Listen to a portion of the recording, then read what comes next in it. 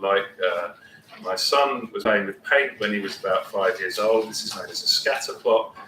What this shows is how Labour have fared since 2015, so that's the last 2 election cycles, by the share of voters with degrees. And this is just in seats where the Conservatives and Labour are first and second place. So we leave out the seats where the Lib Dems are competing with the Conservatives. And what you can see from the red line is that there's a quite clear positive relationship. The Labour have done best since 2015 in the seats that have the most graduates. Then if you look on the right-hand one, that's how the Conservatives have fared by the share of school leavers. And you'll see that's an even stronger relationship. The Conservatives' advance is really concentrated in seats that have the most school leavers. But put that together with the previous point. That group on the left that Labour's faring better with is growing. The group on the right, where the Conservatives' advance in the last 2 elections has been concentrated, is shrinking. And that, in essence, is the dilemma for both parties. The group on the left, Labour's doing well in, it's not big enough to win elections with yet. The group on the right, the Conservatives have dominated with, but that group won't deliver election victories 10 years from now. It's shrinking quite rapidly. And just to sort of further illustrate that, there's another problem for Labour, which is graduates do an electorally inconvenient thing, which is they all tend to live together in the same places. I've just come here from Disbury, it's a classic example of that, South Manchester, 30,000 votes or so Labour majority. It would be very much in Labour's interests for me to move somewhere a little bit less graduate heavy and take my vote over there as well. This adds to the disadvantage that Labour faces from the electoral system. The side of the education divide where they're advancing is the side that clusters. The side of the education divide where they're struggling is the side that's spread out. So if you look at the seats where there are less than 30% graduates, the Conservatives are up 14 points in the last 2 elections in those seats, and Labour are flat. And there's 220 seats like that.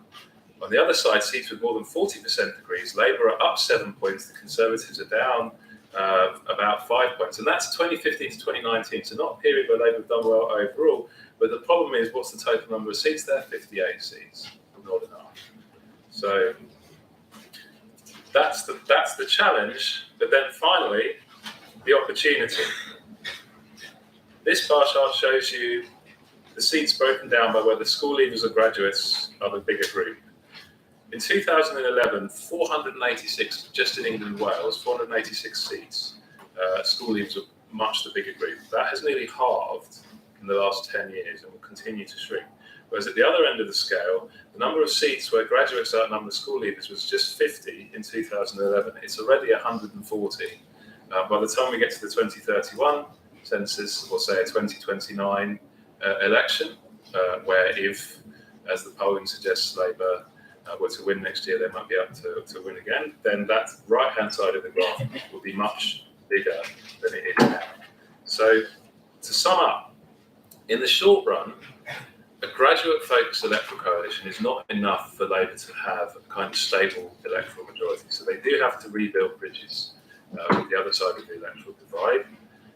And the last couple of years, with Brexit and immigration falling down the agenda, have made that easier. But what we've seen in the last 6 months with the kind of relentless Stop the Votes campaign illustrates that that particular scenario may not last. So what Labour really need to do is to find a way to make the political argument about the traditional economic divides, role of the state, role of the market and so on, where you don't see the same level of division by education as you see on these issues such as immigration, Brexit, national identity and so on. At the same time, Labour have a huge opportunity because they have advanced so much amongst the university graduate electorate, and consolidating that advance will be a very valuable thing for them going forward. But there are 2 challenges here. Firstly, there's the clustering problem that limits the gain they get in the Commons for this. And the second is, once Labour are in government, this graduate electorate is not a very tribal electorate in partisan terms. These people who vote Labour, they don't say that they are Labour. They don't see themselves as like strong Labour tribalists.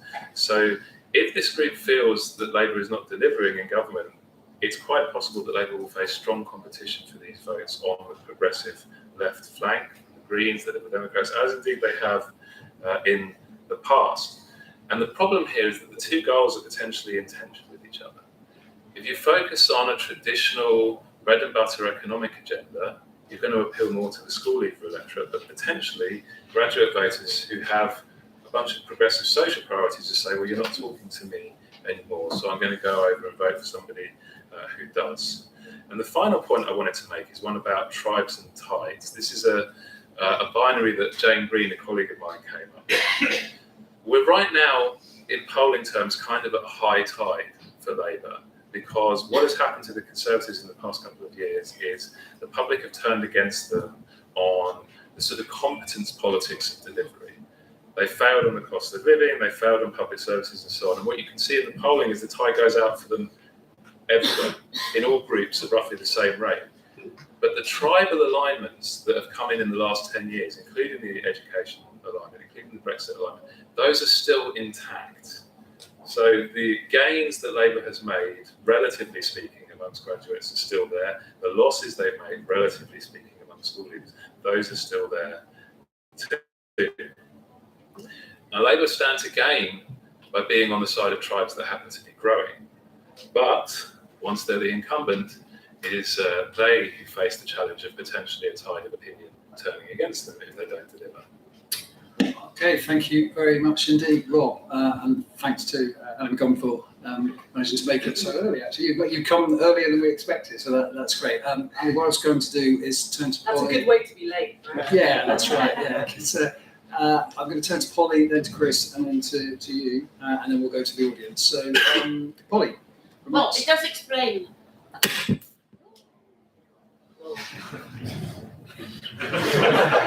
It does explain a thing or two about why the Tories are going on about we've got many too many graduates, we've got to cut universities, they're all doing rubbish courses, it's not worthwhile. And I've always known that underpinning that was exactly this demographic. If only we can make them all into apprentices, perhaps we can keep them working class, some notion of that kind. And what puzzles me, and I'd like to ask Rob a bit later, is how it can be that the toffs of the Tories can appeal so much to the working classes. I mean, it's always been a problem because there's always been maybe a third, I think, of working class voters traditionally who always voted Tory, self-identified as Tory, as sort of respectable working classes, aspirational, you might call them. But it's absolutely mystifying that they can, we've had 5 Etonian prime ministers since the war. And you look at the likes of Jacob Rees-Mogg, and you look at Rishi Sunak, and you look at Boris Johnson, and you think, what is it then? What is the magic that they've got, that Labour hasn't got, that appeals to working class people? I mean, they seem more eccentric and bizarre than they ever did in the past. I mean, Harold Macmillan had a great sense of noblesse oblige in that he had fought in the First World War, he represented a poor constituency, and he had a great feeling of obligation, particularly on building social homes, and built 350,000 social homes a year, and Harold Wilson followed on with that. And it was an entirely different approach towards class and privilege and all of that. So I'd love to know if you Tim or Rob, or did Chris have any insight into this mystery and how Labour can do the same trick? The other thing is that you do hear an awful lot of people, Labour people, saying, what a shame it is we have so few working class MPs. And I always pull them up on that and say, look, what's happened is great. We now have so many more graduates. These are people who, when I was first reporting on politics, would have come up through the trade union route. When I went to university, 7% of people went to university. They would have come up through the trade union route. They would have been more authentically working class. Was that better, that they were denied, clever people were denied the opportunity for more education? No, it wasn't better. So we should be not apologetic about the fact that so many MPs now are graduates. This is, research seems to say that the countries with the most graduates do better, higher skilled, more flexible in their thinking, more adaptable in the different jobs they may have to do throughout their life. Degrees are a good thing. I think what it does suggest, perhaps, is that Labour should put a huge amount of emphasis, which it did last time, on improving FE, that great garden of second choices, of second chances, third chances sometimes, that as often has become a terrible mill for retake of dismal maths and English GCSEs, instead of being, a place that picks people up, encourages them, says, look, there are lots of other things you can do. You don't have to keep retaking maths and English GCSE forever. I think a lot of people get put off education. Their families are put off education. They're alienated it. The reason they are school leavers and maybe with few GCSEs is that they come from families who themselves have had a miserable experience of education. We need to make education far more attractive. We need to make the curriculum full of life. One thing I would add to it is that everybody should have to do critical thinking, because that's one of the much more than citizenship. It's one of the great courses. And when there was a critical thinking AS level, which my son did, it was a brilliant course. And I think everybody should do that, because that's about thinking for life in the future, and may protect against fakery, conspiracies, and all of that. So making school attractive, making FE more attractive and much better paid and resourced. Shocking that the teachers in FE are paid less than teachers in schools. And encourage education as a good for all, and not a great divide between being a graduate and not. So I'd like to sort of take up that theme in a way about how to make education feel attractive to everybody. Okay, thanks very much, Polly. Chris? I'm scared of this.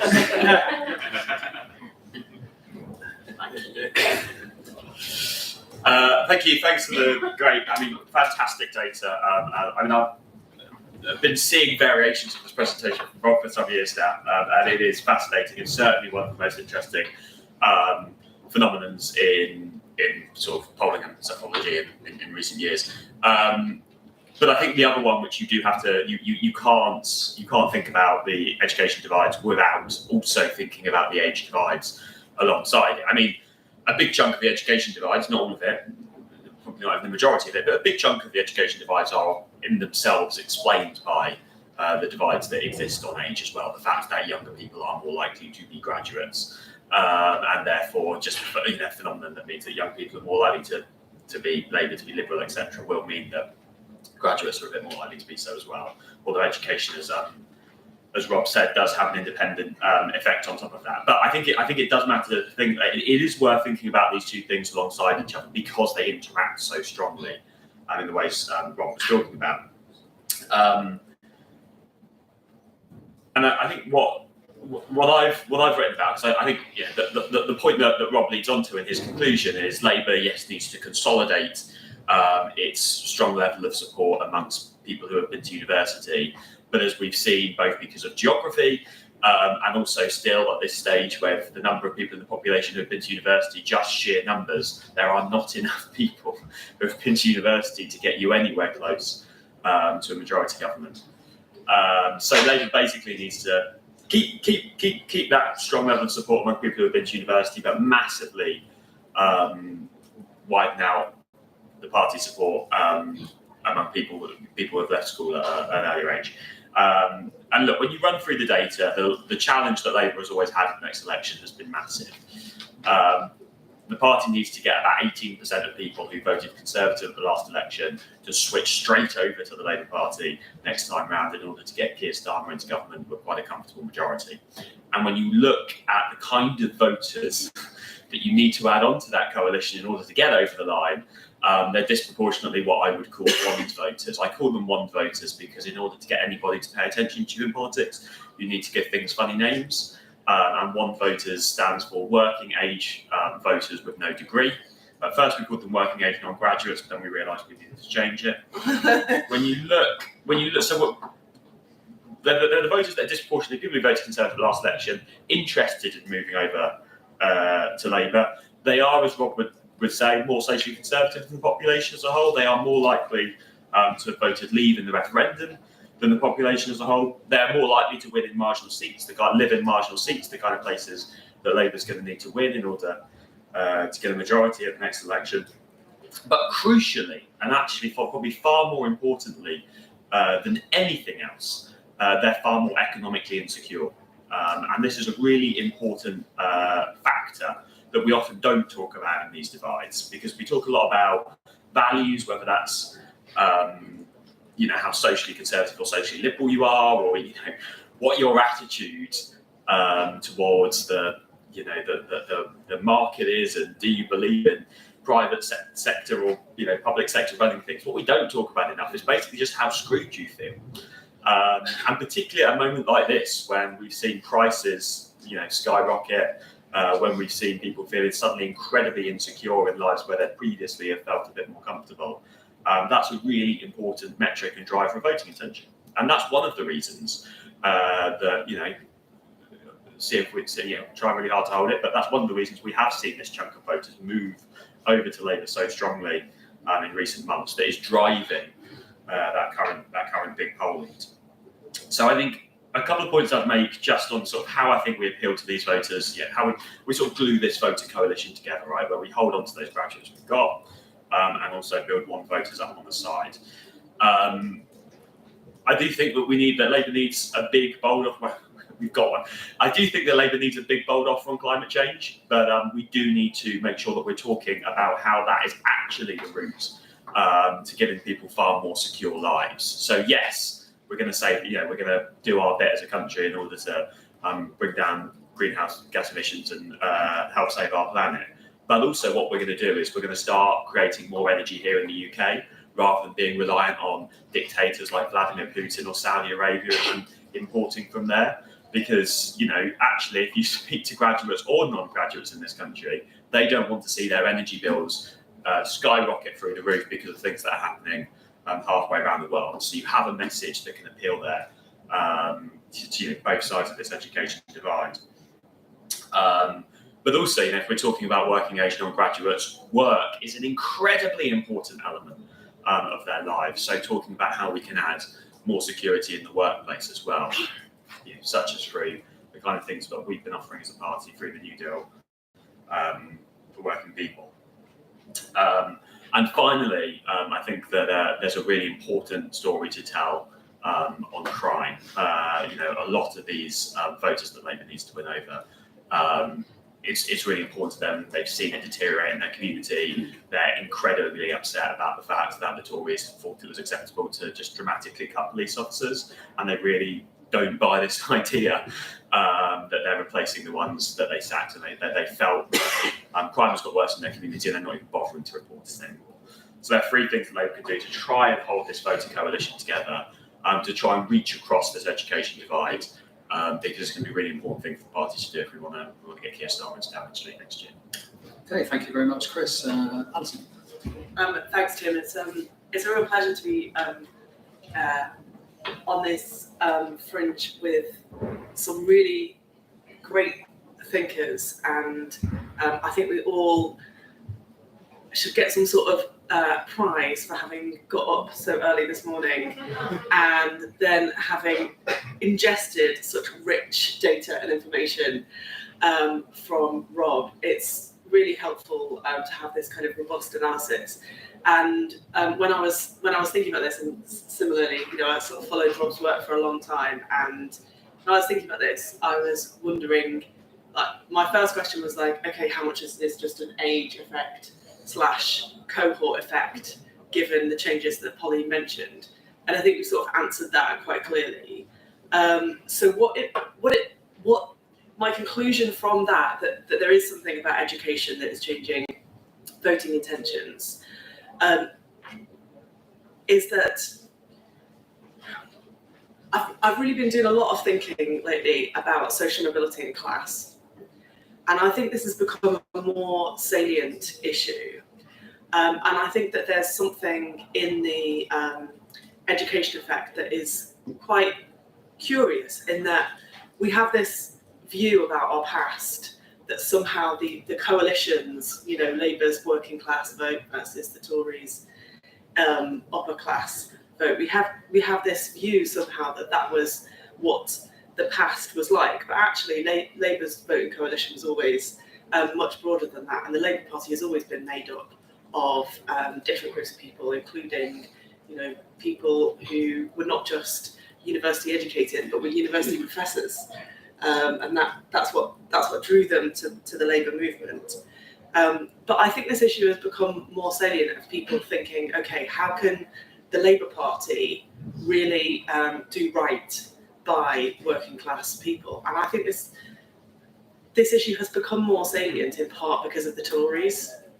I think that moment where people saw that picture of Jacob Rees-Mogg kind of reclining, that picture that's become a Twitter meme, X meme, whatever we call it now, him reclining on the House of Commons benches, kind of reconnected people with that idea of that being who the Conservative Party really was after Cameron's efforts to kind of detoxify them, despite him himself being, having gone to Eton and that. But I think there's something much deeper than that as well, which is that actually the sort of graduates, I think, retain some of that working class identity, and therefore how we feel about social mobility and how we feel about class now as a Labour Party, I think is changing.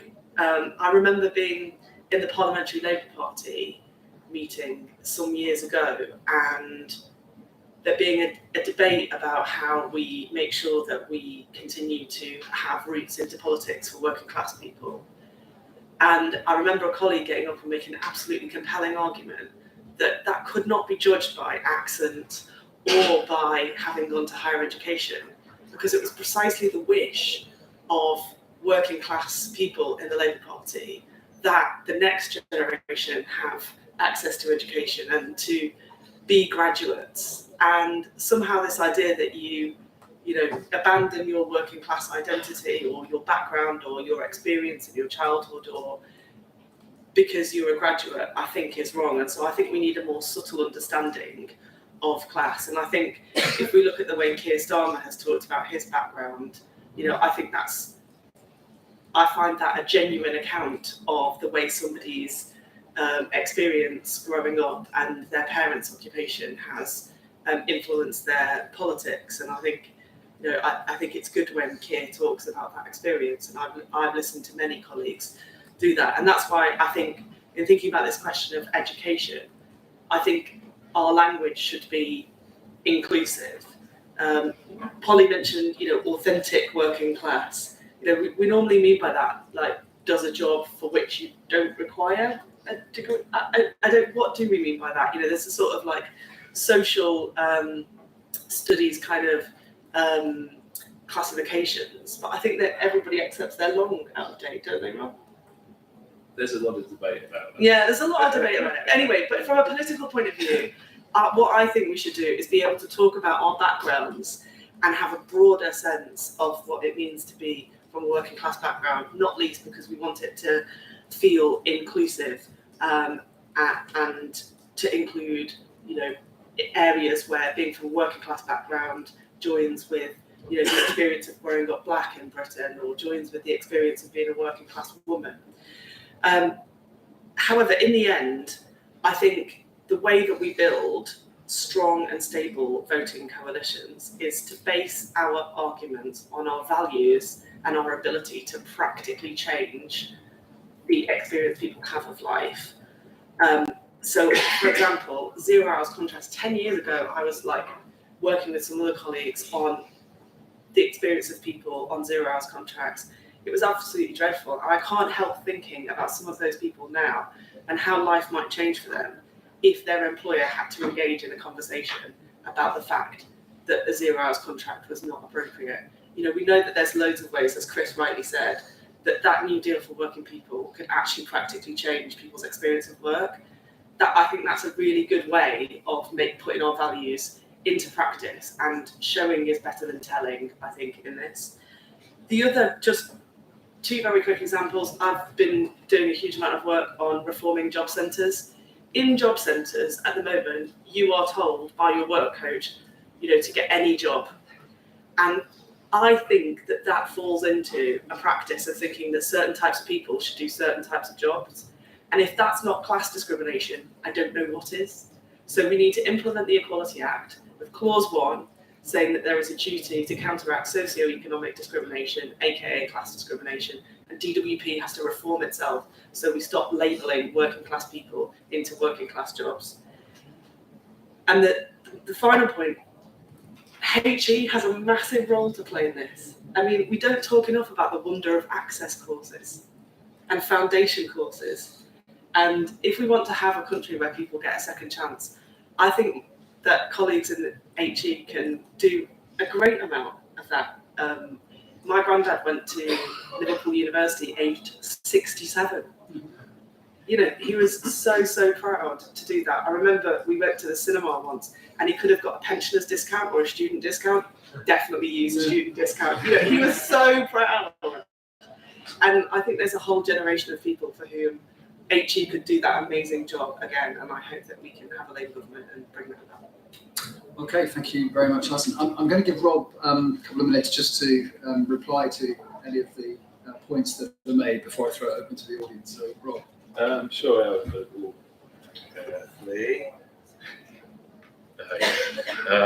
I've taken notes on some of these points. I agree with a lot of them.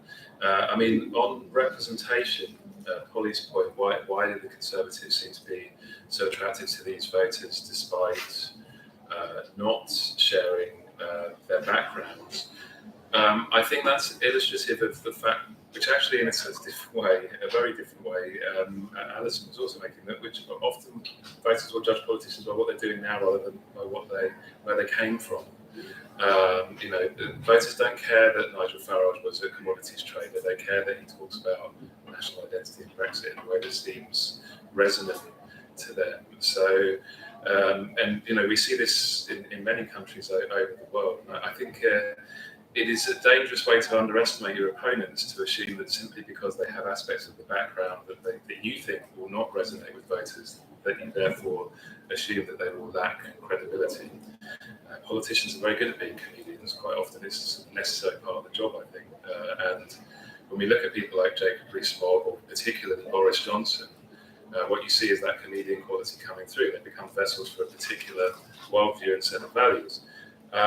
In terms of the age divide and how it interacts with education, well, I completely agree with Chris on all of that. I would say that if you look within every cohort, every sort of generation, there's a big education divide there in every single one except the youngest one, where you do see this phenomenon. Basically, people under 30, it doesn't matter what their schooling background is, they really don't like the Conservatives, which might be something to do with their political experience growing up in the last 10 years, who knows. Whereas in older cohorts, you do see substantial education divides, I think, across the board. I completely agree that WANs or WANGs, whichever you call it, they're going to be the critical group in a sense. I think pensioners, not only socially conservative, but also not exposed to a lot of the economic tensions that we're talking about, therefore a really hard ask. But people who are in the labour force, those are the people you can pull back onto these economic issues with greater ease. So I think that makes a great deal of sense. And then in terms of the sort of issues that both Chris and Alison talked about, well, that's exactly the kind of stuff I meant when I was saying that this is how you get back onto the economic agenda. This is how you ride the tide rather than just activating the tribes. And obviously that's a job for politicians like them more than it is for an academic like me, but that seems exactly the right sort of terrain in my view. Okay, thanks very much. So, questions, everybody? Ooh, a bunch. Okay, I'm going to take two from the front to begin with. So, yeah, you two. So, you first. Is there a mic camera, or are we just going for just stand up and shout? Stand up and shout. I'll sort of turn this way so most people can hear. I went to Oxford from a comp. I grew up in Glasgow, but my mum, lived in one room with her family until she was 14. Sewage running down the outside of the walls. We're no distance from it. But in 1980, when I moved down here, I was 3 years ahead of the education system. I was mocked. And the difference between all the Glasgow kids going, me, in the biggest school in Strathclyde, to a wealthy part of Hertfordshire, all the kids are sitting on their hands. Most uncool thing. And what I've seen until last year, I was on tax credits, I live in a social housing, I've moved up and down and around class. Suspicion seems to be one of the biggest barriers, and when you're tired, because you don't have economic security, you don't have the energy. The thing I hear again and again is, I don't want to be one of those do-gooders. Graduates on my street, I've been there 10 years. It's a Coronation Street thing, and they're all really suspicious of me just because of how I speak and what I do and what I buy. I've had to buy my way in through friendship. That fear of change and becoming one of those, lefty do-gooders, I think is why the Tories really push what they do, to answer Polly's point about how they're keeping security. If the toffs are there, it's the poor man at his castle, and the poor man at his gate, so rich man at his castle is that. So that's what they're playing, I think. Okay, thank you very much. It's Yes. the luxury beliefs. Oh, let's not get into that, please. Right.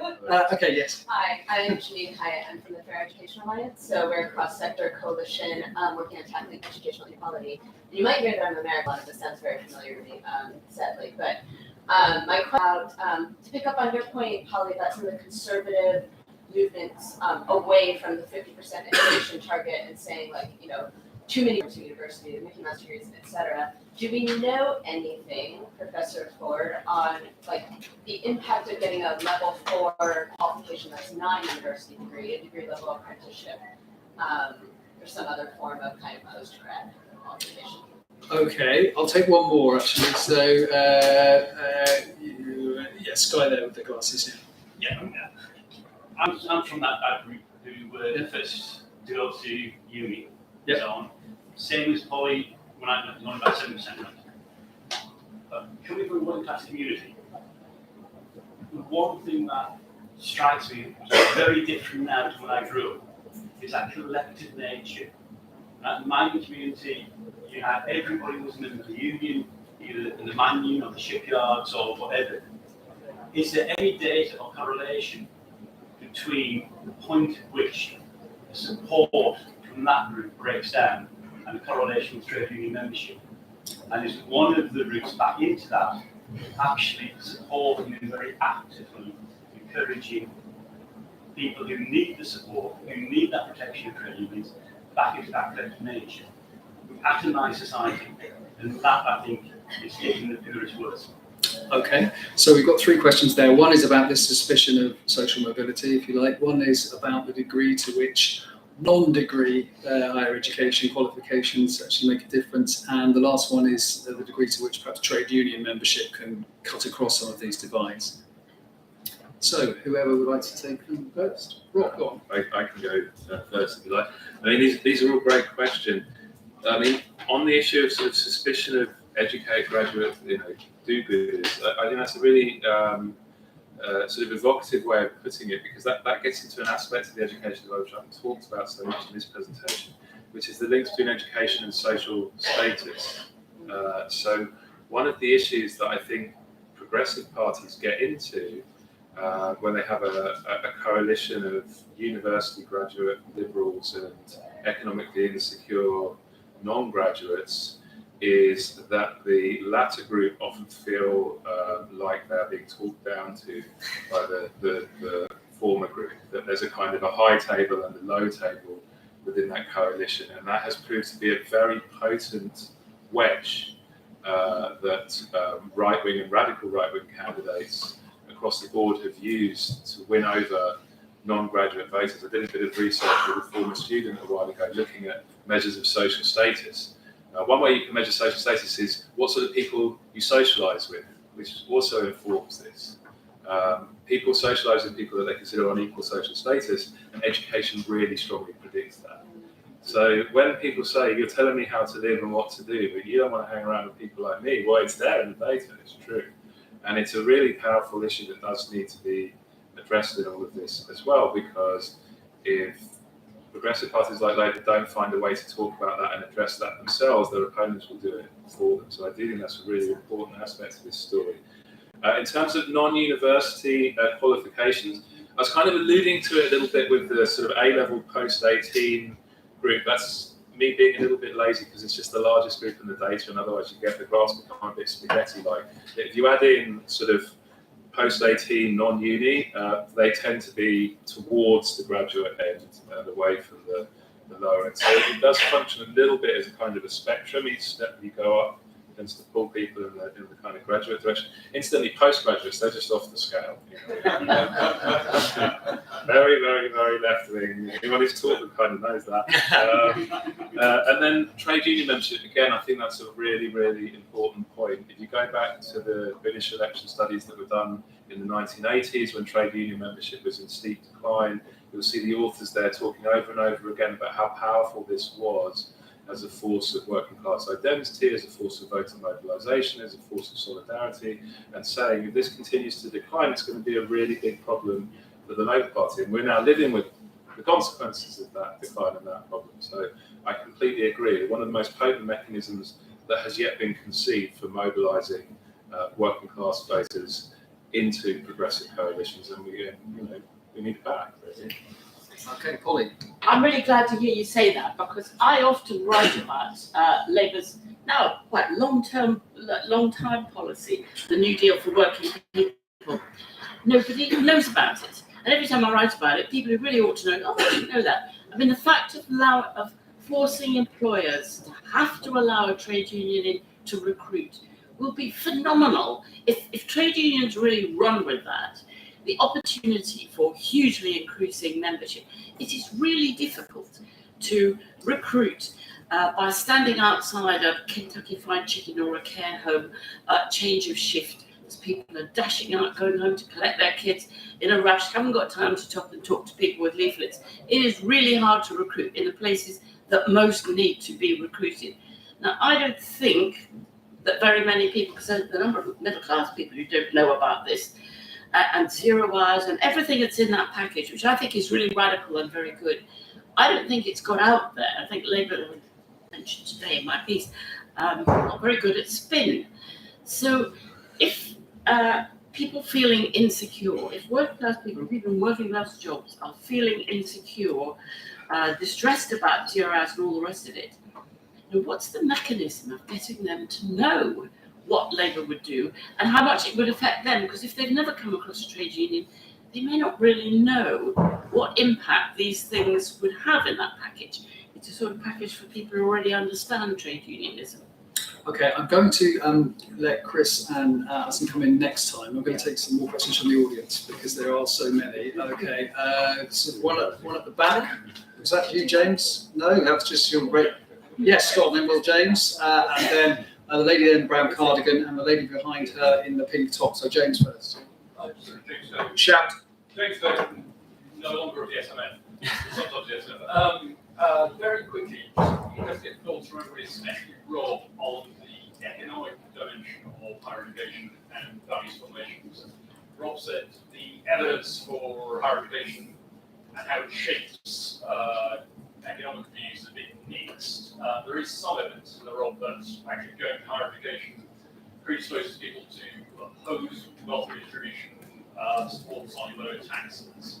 Just wondering if you can update us, Rob, on the latest state of thinking in academia on that point, and more widely, just thoughts from the rest of the panel about whether or not a more gradually rich population might have different views on taxation and economic policy and what that might look and feel like for long-term tax policy. So you're all looking at you. I can tell you, I can double like you give. Tim will summarise it next. Well, no, I won't. So it's Do we want to make off-the-cuff remarks about tax? Yeah, that's about it. No, it's the link between. It's the link between economic values. Yeah, the economic values and higher education. So, the woman in the brown cardigan. Yeah, hi. I'm from the New Economics Foundation. We did a huge piece of work that was looking at how significant the green skills gap and shortages in the UK. A lot of talk at this conference about the green transition, which is great, but we're not going to do it unless there's a serious commitment. So there's an opportunity here with that skills agenda to really change the composition that we've been talking about here. Like how will Labour do that in a way that doesn't entrench this divide, where all the working class people are fed into construction apprenticeships, and all the middle class people are directed towards being coders and innovators and whatever else? Okay, great question, and that's a particularly good one for Alec and Chris, I think, as candidate and MP, and the lady in the fuchsia. Is it fuchsia? I never know this as well. My name's Linda Jones. Nobody's talked about the cost of higher education and the cost of families and individuals. I went to Liverpool Poly when I was 36 and got my first degree. I could never have done that if I had to pay. I was a single parent working as a barmaid. And since then, I've contributed huge amounts of tax, insurance, and me to our society. It's well worth the investment.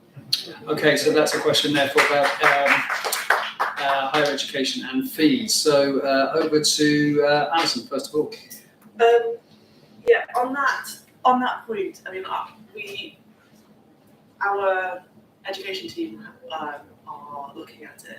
That is exactly the reason why I mentioned access courses and foundation courses. You've got to have those routes open, and I think part of our conversation about class needs to be about that people do deserve a second chance. I'm a big believer in the power of education,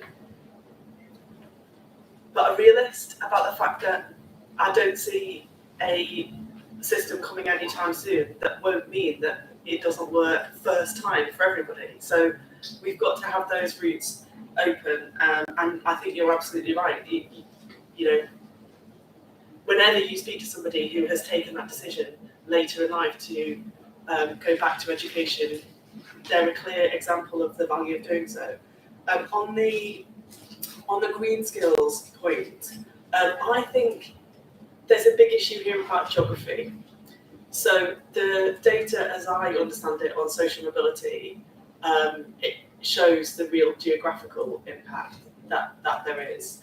And that's where I think our policies connecting up the investment in new jobs with employment support so that we're creating pathways into better jobs for people are very important. That needs to be shaped by an economic plan for towns and cities in our country that can be led by local leaders and supported by central government to get us to those high employment rates consistent with our growth mission and the green mission as well.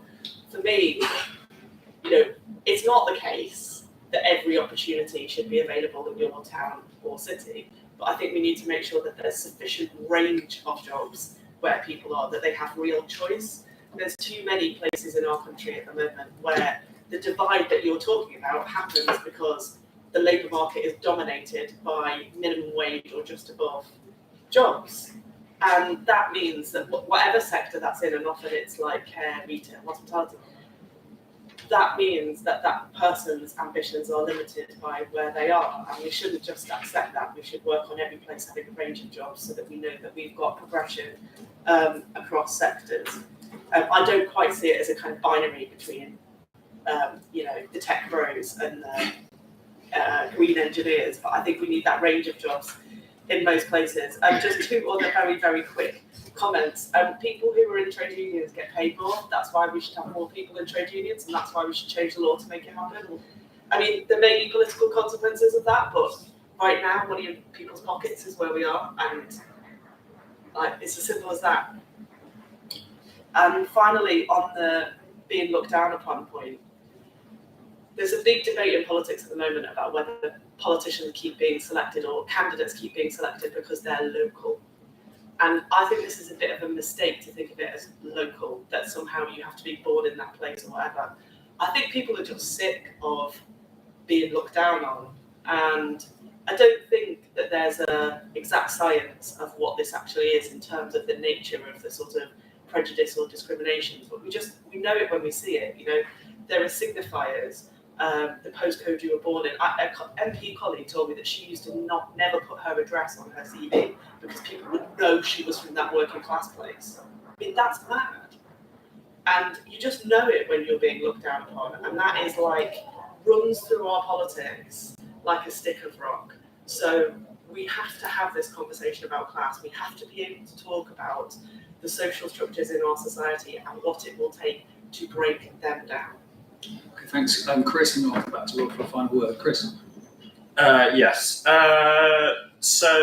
On the green point, I think it's certainly true. We need to talk about skills more, and it's almost talk about skills more and jobs less. I actually think it really grates on people when we're trying to sell climate change. It's like, this is going to give you a great job, and people are sitting there like, I'm a nurse. Like, I'm not going to suddenly start building wind turbines. The big benefit of this is it's, for people that do want to retrain, the people that do, we need to give them the opportunity to do it, regardless of their background.